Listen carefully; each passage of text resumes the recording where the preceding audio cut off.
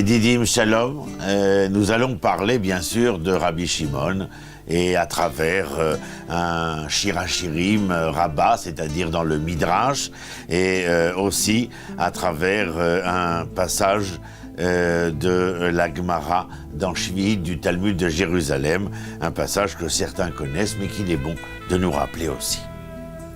Voici ce que le Midrash nous dit. Une femme de Sidon avait vécu 10 années avec son mari sans avoir d'enfant.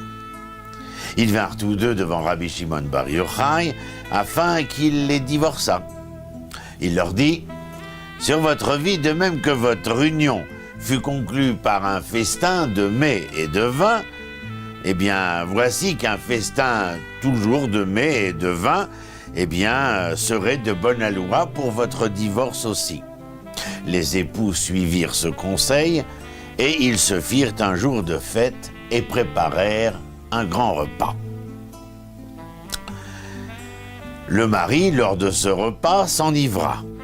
Il dit alors à sa femme, « Ma fille, prends ce que j'ai de plus précieux dans ma maison et retourne avec dans la maison de ton père. »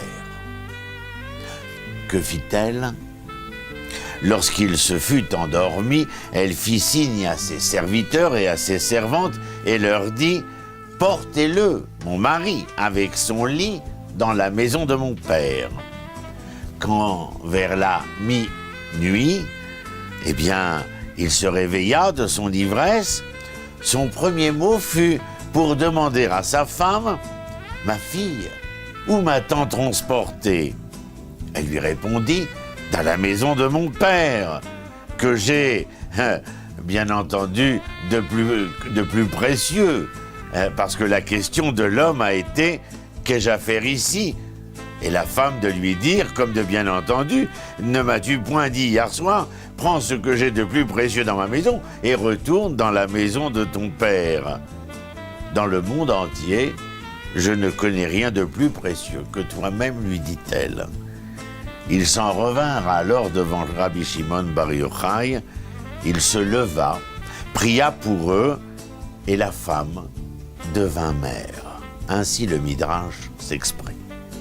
Autre passage que nous connaissons, bien entendu, et qui nous intéresse par rapport à ce jour de Lag BaOmer. Un jour, Rabbi Yehuda, Rabbi Yoshua et Rabbi Shimon se trouvaient ensemble, et Rabbi Yehuda, fils de prosélyte, était avec eux.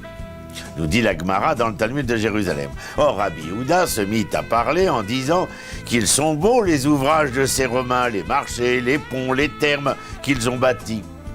Rabbi Yoshua garda le silence, mais Rabbi Shimon bar Yochai s'exprima ainsi. Ils n'ont fait tout ce qu'ils ont fait qu'à leur propre avantage. Les marchés pour y placer les filles, les thermes pour s'y amuser et les ponts pour y lever des péages.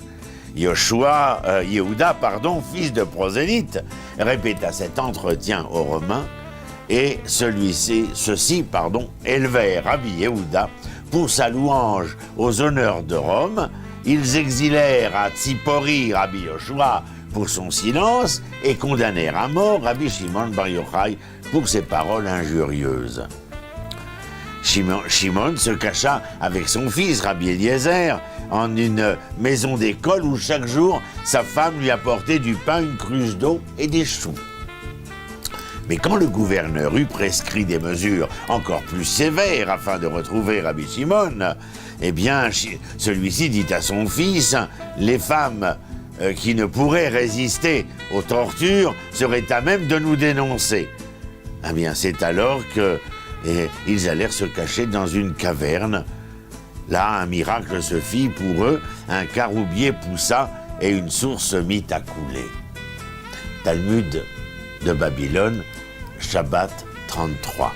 Et dans ce fameux Talmud de Shvi'it du Talmud de Jérusalem, on rajoute là-bas, comme un complément au Talmud de Babylone. Au bout de 12 années, Rabbi Shimon se dit « Si je ne quitte point d'ici, je ne saurai plus ce qu'il advient de la terre. » Il sortit et s'assit à l'entrée de la grotte. Or, il vit un oiseleur qui chassait, tendant son filet.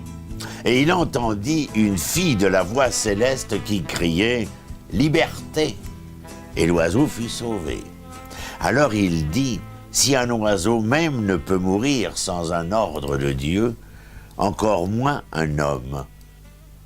Ainsi, il s'en fut à Tibériade. Shalom et à très bientôt.